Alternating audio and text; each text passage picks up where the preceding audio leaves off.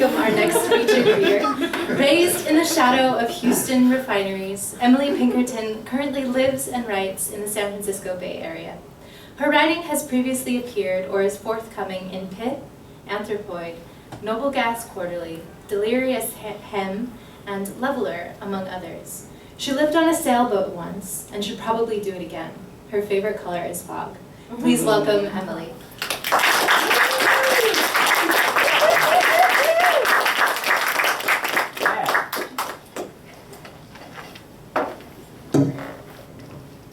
Thanks, guys. It's always really cool to be here and just take in the amazing talent in this program. It's humbling in the best possible way, so thanks. I'm going to start with some poems. This first one actually is an old poem prior to my time at San Francisco State, and then I'll read some poems from my chapbooks that are seeking publication. So this first one's called In Transit. 1.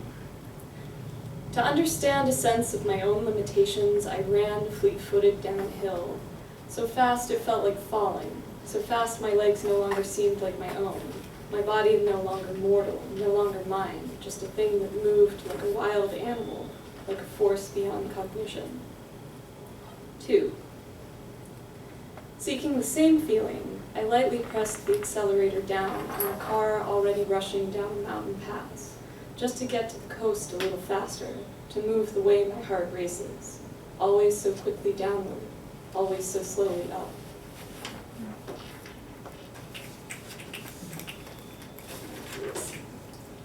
Mississippi River floodplains, 1993. We kept sandbags in the bed of the truck all summer long. Dad stayed out late nights to help build levees. Strong backs and shoulders tossed bags upon bags, while the mothers watched the children who laughed when their skinny arms gave way to the heavy load and dropped the mass. Our paltry improvisations in the waters rising, a trespass into our towns. Eddies, brown and waist-high, collected where green grasses once grew, beyond the sandy riverbanks. The mosquitoes drew near in the humid air, harbingers of the storms to come, the hurricanes we would pack up and move toward. And so after I lived in St. Louis during that flood, we moved to Houston, and I write a lot of poems about Texas as a result of that. This one's called In Houston. This is what it means to be a child of 10-lane freeways. Wide eyes rising to meet billboards of smoky eyes, always blue, glazed and mascara tilted up at impossible angles. Simple, aimless.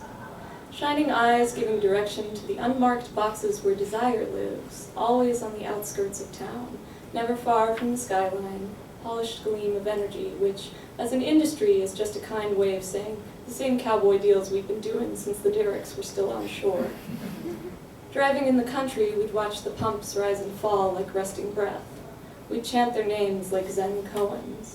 Our parents joined in, and we were all so happy because we could live well down there on the bayou. And when we slept, we dreamt of money, everything bought and paid for with a corporate card and a company car to drive. How we might live in the shining buildings with more of it, with their doormen and their cool tile floors. Awake, I dreamed of ways to get there.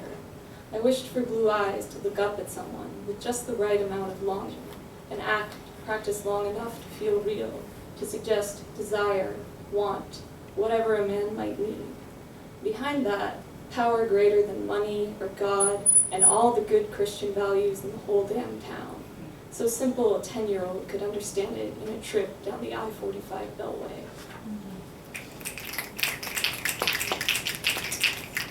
This one's a little more fictional. It's called Magnolia City Summer.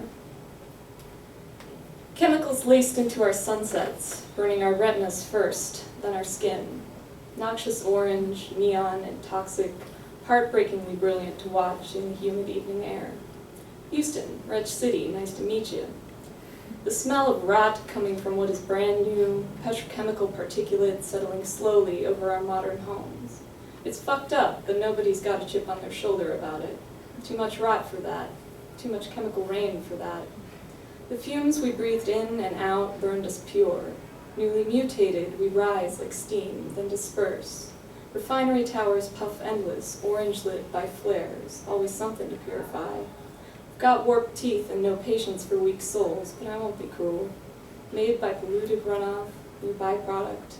This is an adaptation. You'll see.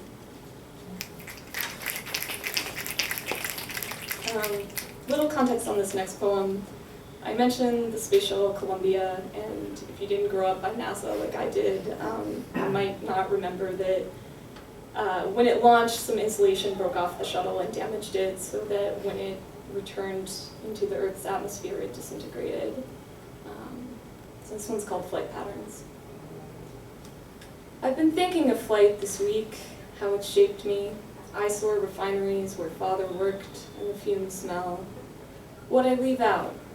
I touched moon soil. I cried for the shuttle Columbia, luminescent in multiple ion trails, moving eastward still.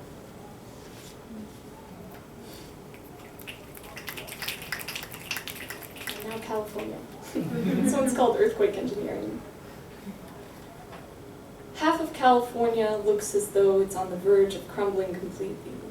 Condo buildings on dried-out, eroded hills, Mariposa loam turned chalky under paltry stilts, propping up the building's foundation like some kind of suicidal dare against the next earthquake. 2.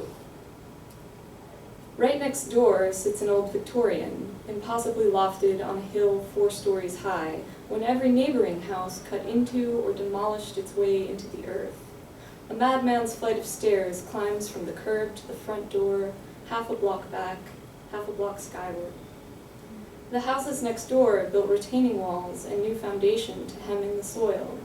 The Victorian towers in its monumental instability, a foreboding, fragile as a dollhouse, while its neighbors offer layers of concrete to lean on, some strained and cracking under the pressure of the earth, already as if to say, it's only a matter of time.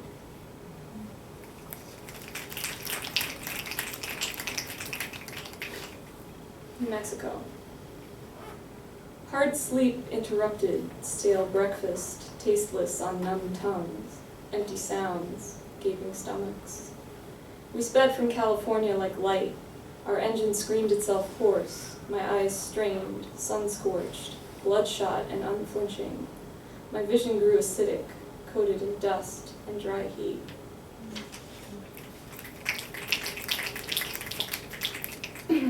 Alright, I might slip into an accent for this one, it sometimes depends. It's called, I don't want to be a caricature. It's called West Texas.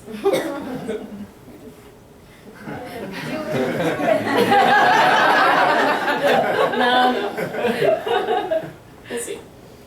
West Texas.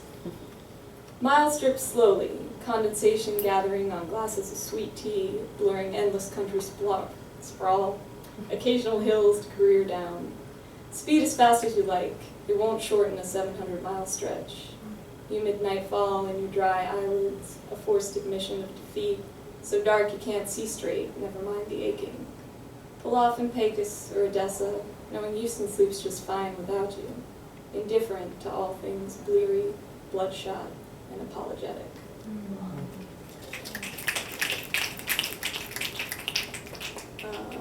So there's a character that in my chapbooks that I haven't read the poem that mentions that character, but I call him the Weathered Man, and he's sort of, you know, imagine like sort of a salt of the earth kind of veteran, you know, real son of a bitch kind of guy. It's a little bit like my dad, but anyway. So this is sort of the Weathered Man describing you know, others that he encounters out in the landscape. It's called Faces. 1. Round and smooth, gently unlined terrain, shaded lakeside in summer. 2. Ridged and hollowed with the bright sheen of snow, mountainside in spring, evergreen and spruce, vital, constant, auroral. 3. Pocked and cratered from dynamite blasts. The tunnel's open, but unreliable. You're on your own there. 4. Cracked leather in a sandstorm. Sure, dust catches in the folds. It'll polish her teeth, too. And this last one is, I've only read it once before. It's a little difficult for me because I guess I don't want it to necessarily be performative, but it has to do with cancer, which my mother died of, and my own random health issues that I've been confronting for a while now. So it's called Biopsy. 1. The flesh radiated pain and suspicion, now a hole between chest and ribs. It hurts about as much as what used to fill the space. 2. Got a bandage over angry red skin, over the hole, now stained black. Necrotic, I think. The doctor told me this would happen. It's normal. Give it a few days, the scar tissue will grow in. Pink or white, smooth and thick. 3. Technically speaking, cancer didn't kill my mother. It did make her blind, spread from breast to bones to brain, but it was cachexia, the condition of wasting away, that the certificate lists as the cause of her death. This is what happened, words I wrote in my journal. A small sack of bones and dry, sagging skin. A sad mass of baggy flesh. It belongs to an 80-year-old. She lost so much weight so quickly. About 98 pounds now, 150 before. 98 pounds and she looks even thinner. Skin pulled taut around cheekbones, growing concave as it extends to the jawline, jagged shoulder blades, sharp knobbed knees, spindly legs of someone starved, not her legs at all. I rub lotion onto them, the skin just feels loose. There's no muscle or anything, just bone and skin. I look at my necrotic flesh and wonder, what if? What would I do? Run more, weep more, scream at what is ugly and unfair, throw objects into walls in my rage, fight illness with fury, my only true strength on good days, howl and feel sorry for myself on bad ones. Ask my ex to take me back, because who will ever love me bald, with chemo bloat, with Frankenstein scars running across my chest where my tits used to be? Nobody wants to die alone. Not like that. Recall, this is only the beginning of the story. This is year 1 of 15. The story ends with cachexia printed on a death certificate. The story reduces life to doctor's appointments and the spaces in between. Radiology, chemotherapy, taxotere, tamoxifen, peg tube, gauze bandages, liquid food, canned, fed through syringes 3 times a day. Anything, whatever it takes to get better. Fight with all these weapons and still die. Die slow. Die miserably, in pain that fentanyl patches and a liter of liquid morphine cannot mitigate. Nothing to be done for the hallucinations either. Brain metastases in action. I don't have the money or the support network, and I certainly don't have the patience to work my way through this narrative. These doctor's appointments, each stupid waiting room that reminds me that I too could live this lengthy subtraction. Life removed in piecemeal, impaired functioning, as if it wasn't enough to watch the first time, as if there's some lesson to be learned in facing the same drawn gun. I don't have time for this story. There are shadows and the buried pain, the small mass that's not a lump, not yet in strictly medical terms, just an isolated mass, miserably constant throb, always in the same place where the tissue is thicker than it is anywhere else.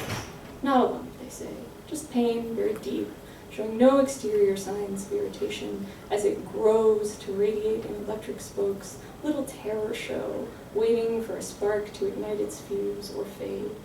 They ask me to wait, because there's nothing to biopsy here.